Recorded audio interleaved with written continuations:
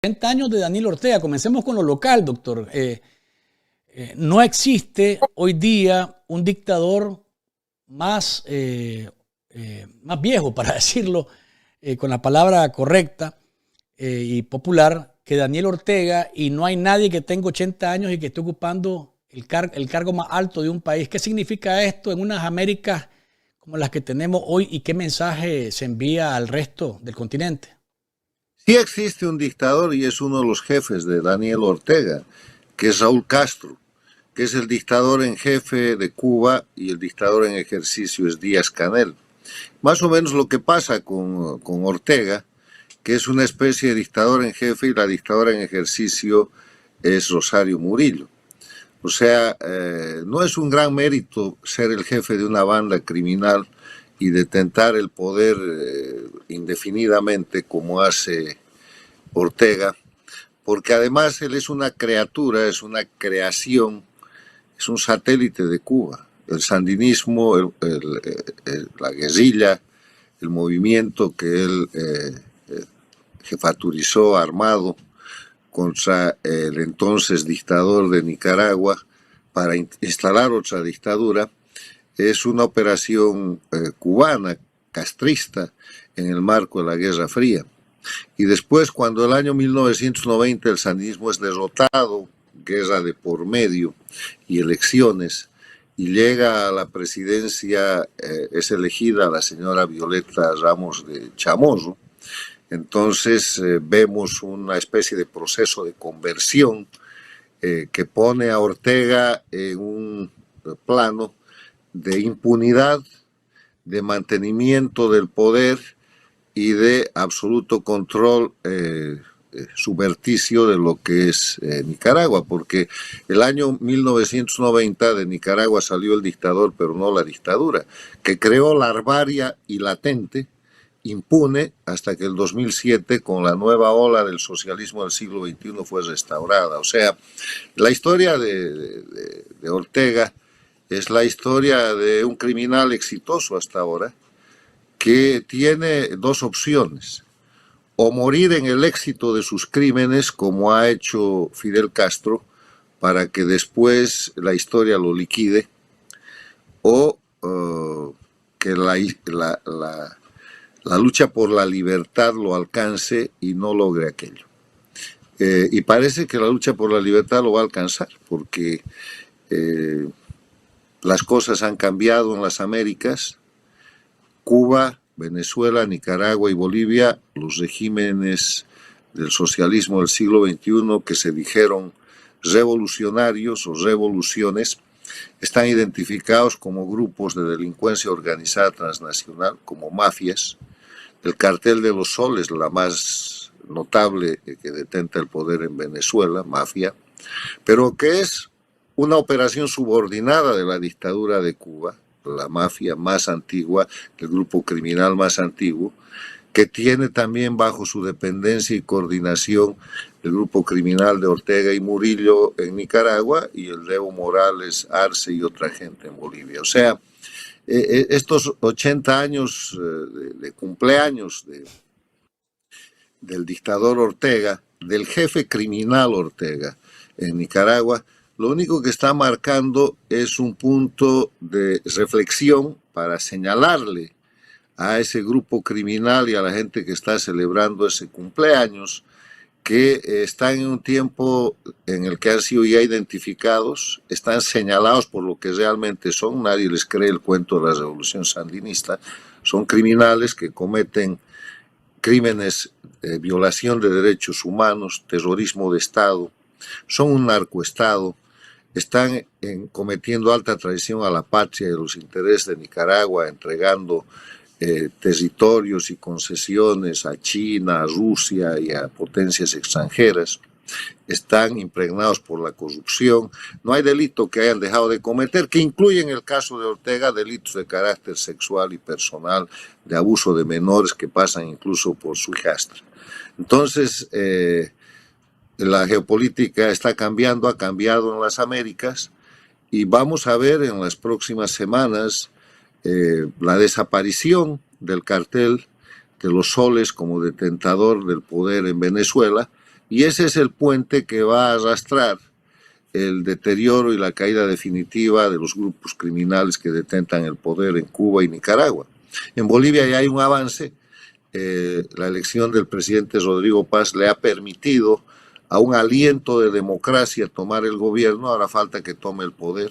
El poder todavía lo tiene el narcoestado, pero si el presidente Paz es exitoso en el rápido desmontaje del narcoestado, entonces vamos a ver cómo esa situación, apoyada por el cambio geopolítico en las Américas, de nuevo, permite la liberación del pueblo boliviano. Ya vamos a hablar un poquito más de Bolivia. Quiero, doctor, solamente en la segunda pregunta, usted decía, Ortega es un criminal exitoso y eso es un pésimo mensaje para la democracia y para quienes aspiramos a las libertades. En términos generales, si Ortega se sale con la suya, muere en el poder y hereda, estamos hablando de los escenarios posibles, porque es posible que esto ocurra si no hay una transición o un cambio geopolítico como el que usted está indicando. Pero si pongámosle que el peor escenario para la democracia es este, ¿qué significaría que Ortega siga siendo exitoso, que su familia se quede al frente del poder en Nicaragua y que tengamos una dinastía mucho más terrible y mucho más prolongada que la de los Somoza? No me malinterprete, porque cuando digo es un criminal exitoso, lo primero es la palabra criminal. O sea, es exitoso en el ámbito del delito. Claro, por supuesto, no es que sea una virtud, estamos claros. Eso es un estigma. Ser un criminal exitoso es una vergüenza magnificada. Ese es el sentido cuando le digo que es un criminal exitoso. Y lo que hay que agregar a eso es que el éxito criminal es siempre temporario. No hay un éxito criminoso definitivo. Un dictador, un criminal como Fidel Castro ha muerto en el poder. Ha muerto en la impunidad, en el marco de lo que es el sistema de violación de derechos humanos y el sistema criminal que todavía somete al pueblo cubano. Pero Fidel Castro, frente al pueblo cubano, frente a la historia, frente a la opinión pública, es un criminal, es un asesino, es un promotor de guerrillas, es el constructor del primer narcoestado de las Américas, un violador de derechos humanos. O sea, mire lo que es a los pocos años de su desaparición, cómo está señalado. O sea, ahí no hay triunfo alguno. No hay posibilidad de comparar a ese criminal con cualquiera de los estadistas notables de América Latina, ni siquiera con dictadores notables o con gente que ha ejercido el poder, inclusive al margen de las condiciones democráticas. No tiene punto de comparación. Y en el caso específico de Ortega, yo no creo que va a suceder, salvo que se muera en los próximos meses, que él va a poder morir en el poder, que seguramente es lo que desea la codictadora Rosario Murillo, que ya está prácticamente ejerciendo el poder, porque en los últimos meses, como parte de las acciones criminales que se han producido en Nicaragua, hemos visto cambios a lo que es el estatuto dictatorial que llaman Constitución, donde han establecido la codictadura, una especie de cogobierno, el coejercicio del mando criminal que somete al pueblo nicaragüense, precisamente por las condiciones de no normalidad en el ámbito de la salud y de la acción, inclusive al parecer mental, de Ortega, que está hace rato sometido al poder de su socia, ahora codictadora y cojefe del grupo criminal, que es Rosario Murillo. Entonces, en ese sentido, si pasara que el dictador Ortega perece por causas naturales o las que fueran, antes de que en los próximos meses, porque yo preveo que el 2026 es el año de la liberación de los pueblos en las Américas, de estos grupos de crimen organizado, pero si Ortega muriera antes de eso, como usted plantea como posibilidad, pues no va a haber dinastía alguna, ni va a haber sucesión alguna, porque los que queden vivos van a tener que responder ante la justicia interna, ante la justicia internacional, y ante por las acciones de delincuencia organizada que están cometiendo, que incluyen gravísimas violaciones de derechos humanos, que incluyen persecuciones, torturas, que incluyen crímenes de lesa humanidad y delitos de narcoterrorismo que tienen jurisdicción y competencia mundial. O sea, no ha de haber impunidad, no se preocupe. Como no ha de haber impunidad en Cuba, donde en el momento que se libere el pueblo cubano, los herederos, los testaferros y la gente del denominado clan Castro, que no es una dinastía, van a tener que responder. Ahora, doctor, usted mencionaba hace unos minutos atrás Rodrigo Paz, el presidente de su país, Bolivia. ¿Cómo evitar? Y usted decía, alcanzó el gobierno, pero no el poder. En el caso de doña Violeta, en los años 90. ¿Cómo evitar que esto se repita en Bolivia? Porque creo que Evo Morales está apostando a gobernar desde abajo o a hacerle un poquito la vida imposible a Paz, al igual que Luis Ortega con doña Violeta en los años 90. ¿Cómo evitar que eso ocurra y que el narcoestado que montó el MAS a lo largo de 20 años continúe dando que hacer en Bolivia? Hay tres medidas fundamentales que nacen de la experiencia precisamente de Nicaragua del año 1990 y que nacen de la experiencia de la finalización de la Segunda Guerra Mundial. Usted sabe que cuando termina la Segunda Guerra Mundial, Alemania es derrotada y los aliados ocupan el territorio alemán.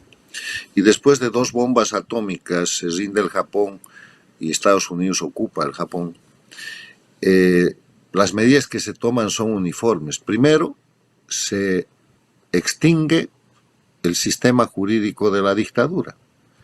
Desaparece el Tercer Reich y desaparece el Imperio japonés.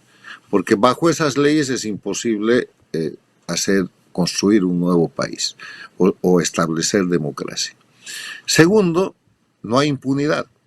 Se forman grupos de responsabilidad y se establecen tribunales de juzgamiento. Tribunal de Nuremberg para el tema alemán y los tribunales de Tokio para el tema japonés, donde hay sanciones, donde hay condenas, donde hay juzgamientos, colgamientos, encarcelamientos y gente también que es declarada inocente. Y tercero, se ilegalizan los instrumentos con los cuales el crimen organizado participaba en la política. El partido nazi, nacionalsocialista, en Alemania está ilegalizado hasta hoy día. Y en el Japón desaparece el sistema imperial.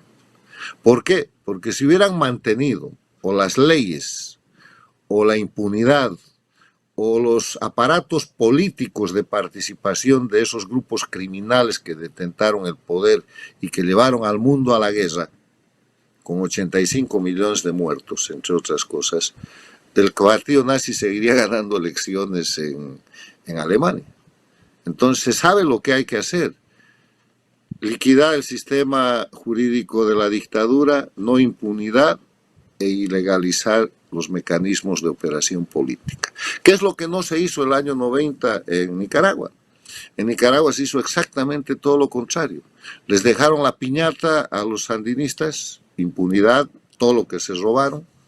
Les dejaron el mando de las Fuerzas Armadas con el hermano de Ortega y los dejaron como partido político. O sea, en el juego democrático de una democracia que se esforzaba por ser democracia, pero que en verdad tomó el gobierno, pero nunca tomó el poder. De manera que cuando cambiaron los aires el 2007, con la traición de gente de la política que quería proteger su corrupción, volvió Ortega al poder y no tuvo ni que cambiar la Constitución. Todos los demás países del socialismo del siglo XXI hicieron constituyentes, pero Nicaragua no. ¿Por qué? Porque tiene una estructura basada, establecida y operada por el sandinismo que nunca se fue de la política ni del poder. Hay que sacar al crimen organizado del sistema jurídico, del poder, de la política, y ese es el papel, esa es la responsabilidad que tiene el presidente de Bolivia para, una vez que ha tomado el gobierno, tomar el poder. Y para tomar el poder, hacer por lo menos esas 3 cosas. Bolivia está en el segundo intento de hacer esto. El primero fue el 2019 y fracasamos, porque la señora Yanine Áñez, la presidenta, que tenía que ser un gobierno de transición, fue un gobierno de continuismo. ¿Por qué fue un gobierno de continuismo? Porque llegó con todo el énfasis de decir se va el dictador, y se fue el dictador, pero no se fue la dictadura. Se quedó con la Constitución, con las leyes, con los jueces, con el sistema y con la estructura de la dictadura.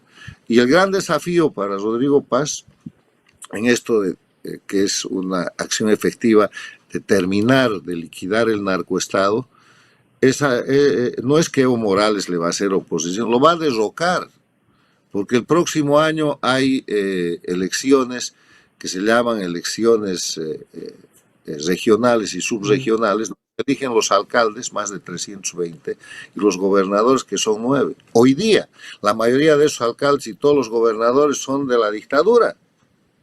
Entonces, vaya usted a ver cómo se puede gobernar. Sí, definitivamente sería una arremetida de inestabilidad ordenada por Evo Morales. Decía usted, doctor, que geopolíticamente las cosas pueden cambiar en los próximos meses. Miramos que la Cumbre de las Américas se suspendió y una de las razones, casualmente, y está explícitamente planteado, es, pues, puede haber cambios en Chile, puede haber cambios en Honduras, puede haber cambios en Venezuela, y cambios en Venezuela implican cambios en Cuba y cambios en Nicaragua.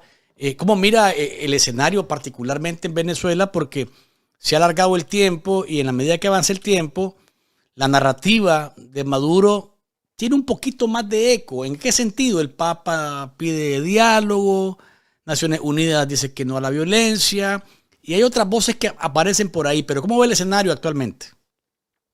Mire, la geopolítica ya ha cambiado. Y la geopolítica ha cambiado a partir del momento de que la democracia más importante del mundo, Estados Unidos, que es al propio tiempo la potencia militar más importante del mundo, ha movido su política exterior para identificar como enemigo al narcoterrorismo y ha cesado en la denominación de dictaduras, revoluciones o gobiernos a los grupos criminales que detentan el poder a partir de carteles, a partir de grupos delictivos, haciendo una primera identificación del cartel de los soles en Venezuela. Y al cartel de los soles en Venezuela le ha dado una serie de ultimátums que hasta ahora no han sido escuchados. Ha habido una movilización importante de Fuerza Armada en el Caribe y han empezado operaciones antinarcóticos y antiterroristas que arrojan hasta ahora creo que 14 o 16 hundimientos de lanchas con droga y con narcotraficantes y un poco más de 70 muertos. Es la guerra legítima que Estados Unidos ha declarado en defensa de su seguridad nacional y de la salud de sus ciudadanos, agredidos durante décadas con el tema del tráfico de cocaína, agravado por fentanilo, por grupos criminales, inclusive por migración forzada, que se está defendiendo. Y eso ha generado un cambio geopolítico porque no es Estados Unidos solo. La Argentina está en la misma línea de apoyo y participación. El Perú, el Congreso del Perú ha declarado al Cartel de los Soles un grupo criminal y el gobierno del Perú acaba de expulsar al embajador cubano del Perú. Ha llamado al famoso Gallo Zamora, que fue el que instaló la dictadura de Evo Morales en Bolivia y que es un agente de la inteligencia cubana encubierto o presentado, protegido como un embajador, y le ha dicho que ha cesado su mandato y lo ha expulsado el fin de semana siguiente, en cuestión de días. El Paraguay está en lo mismo, el Uruguay está en lo mismo, el Ecuador está respaldando esa política, luchando en su propio territorio para desmontar el narcoestado. Está Panamá, está Costa Rica, está El Salvador, está República Dominicana. ¿Quiénes son los únicos que no están? Los que hemos visto en la reunión esa de la CELAC, en el grupo de amigos de la CELAC, que es un instrumento, un grupo criminal, que es un instrumento que creó Chávez en el marco de las dictaduras del socialismo del siglo XXI. ¿Quiénes están ahí? Las dictaduras y los gobiernos paradictatoriales, con los socios europeos a los que les dan o de los que reciben dinero para sostener este tipo de mentira. Petro, gobierno paradictatorial, señalado ya como productor de narcotráfico, con el riesgo de hacer señalar a Colombia como narcoestado. México, gobierno paradictatorial, López Obrador y Sheinbaum, con narcoestados activos dentro de su territorio, en estados mexicanos. El Brasil, que acaba de sufrir ese tremendo hecho en Río de Janeiro, donde las fuerzas del orden del estado de Río de Janeiro han tenido que operar contra el crimen organizado y el narcotráfico, y eso ha hecho que recién Petro reaccione después de haber negado acciones en contra del crimen. Chile, que tiene que estar combatiendo al cartel de Aragua y que es paradictatorial en todo menos en lo de Venezuela, que ha estado deteniendo y procesando a miembros del Tren de Aragua que han actuado en su territorio, asesinando, entre otros, a un exoficial, al teniente Ojeda, refugiado venezolano. Entonces, ha cambiado la geopolítica regional. Aquí ya no es la izquierda contra la derecha, es la democracia defendiéndose del crimen organizado, primer gran cambio. Segundo, ya no es la democracia inerme que hace discursos o hace reuniones, es la operación militar de defensa de la seguridad de los Estados Unidos operando en el Caribe y en el Pacífico. Y tercero, es un grupo criminal en Venezuela con un ultimátum que puede tomar días o semanas, pero que se sabe cómo va a terminar. Maduro solo tiene tres opciones: o se entrega o lo entregan, y de alguna manera es preso y llega a ser procesado en los tribunales que ofrecen $50 millones por su captura, o se fuga y termina siendo protegido por alguna de las dictaduras extracontinentales, o se muere. No hay otra opción para Maduro y él lo sabe. Y en un país además en el cual la confrontación no es de Estados Unidos contra Venezuela, no es de las democracias contra Venezuela, es de Estados Unidos y las democracias contra el grupo criminal que está usurpando la soberanía de Venezuela para liberar a Venezuela. Y todo lo demás es narrativa en la cual puede haber algún tipo de avances, pero no hay ninguna razón ni hay nada que vaya a perjudicar una acción geopolítica militar que está en pleno curso. Ojalá y que tengamos el resultado de esa operación lo más pronto posible y que ese cambio geopolítico lo terminemos de ver en los países que están ocupados por las dictaduras actualmente. Doctor Sánchez Berzaín. Le voy a decir algo para terminar, Luis. Sí. Esta ansiedad que todo el mundo tiene, que tenemos de que las cosas sucedan rápidamente, es muy natural, es muy humana. Pero para describir lo que está sucediendo en las Américas, no hay que usar el tiempo futuro, sino el presente continuo. Está pasando. No es que va a pasar, está sucediendo, estamos viendo lo que está pasando. Ayer han hundido otra lancha de narcotráfico. Venezuela, el grupo criminal no puede vender el petróleo que explota a Venezuela porque eso está calificado como producto robado y el que compre un producto robado es parte del crimen.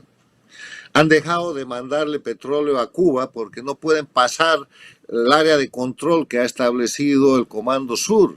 Entonces es el gobierno paradictatorial de México el que está mandando petróleo a Cuba y ya tiene problemas con Estados Unidos en el marco del Tratado de Libre Comercio. Estamos viendo que han tenido que quemar a los gobiernos paradictatoriales del Brasil y de Colombia tratando de defender al grupo El Cartel de los Soles. ¿Y cuál ha sido la respuesta? En la reunión entre el presidente del Brasil, paradictatorial Lula, y el presidente de Estados Unidos, se ha ofrecido como mediador Lula, y la respuesta no del presidente americano, sino de la Secretaría de Estado, por un vocero. Así que ese es un tema que no se ha tratado ni se debía tratar en la reunión, o sea, ni se considera. Y después Petro se ha lanzado a la defensa frontal del Cartel de los Soles y ha terminado siendo identificado como un productor, como un sostenedor y un participante en la actividad del narcotráfico. O sea, están acabados, está pasando, es presente continuo, no es futuro. Doctor Carlos Sánchez Berzaín, siempre es un placer tenerlo con nosotros. Gracias por habernos acompañado y hasta la próxima que podamos tomarnos otro cafecito. Cuídese. Placer, don Luis. Muchas gracias. Encantado. Ahí teníamos al doctor Carlos Sánchez Berzaín.